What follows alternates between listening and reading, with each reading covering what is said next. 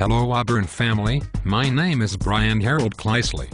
I am the founder, general, guru, genius, and Christ-like figure that started the bastion of freedom and justice that is the Never to Yield Foundation. We are an Auburn cult dedicated to complaining that the world isn't being fair to us. As many of you are aware, we recently succeeded in getting radio host Scott Moore taken off the air. We claimed with no proof that Scott Moore was making claims with no proof, and therefore is lying. The Never to Yield Foundation used a boycott of the companies that advertised with Scott Moore's show.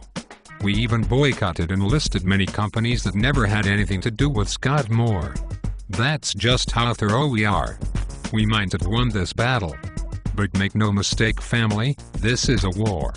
I speak to you now from the frontline headquarters and super duper cool clubhouse of the Never to Yield Foundation.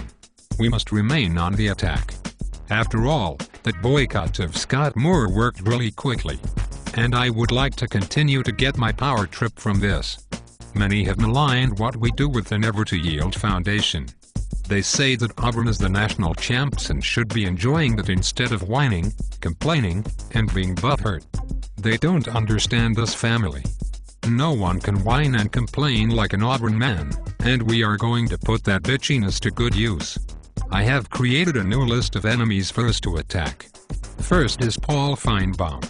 We should do the same to him as we did to Scott Moore. How dare he have an opinion that is critical or skeptical of Auburn? After all, what is to be skeptical about? All we did is win the national championship using a quarterback who was caught cheating, stealing, and lying in the past, and whose father admitted he was shopping him around. Maybe a head coach that went 5-19 at his last job. And a board of trustees made up of individuals under investigation by the federal government. Why would any of that make anyone skeptical? So we should boycott all of Feinbaum's sponsors, as well as some companies that have nothing to do with Feinbaum, such as Coca-Cola and Disney. But we won't stop there, we are all in on this war. We are also going to boycott the U.S. Coast Guard, reading, the Girl Scouts, and using our blinkers in traffic. The madness won't end until Feinbaum is off the air. Paul Feinbaum isn't the only one out to get Auburn. It is us against the world after all. There are many other forces of evil looking to bring Auburn down and help Alabama. For example, did you ever read that history book called Harry Potter? Witches are everywhere and they are up to something. They even call us muggles. We at Auburn also want to put a stop to mathematics. It uses all those numbers.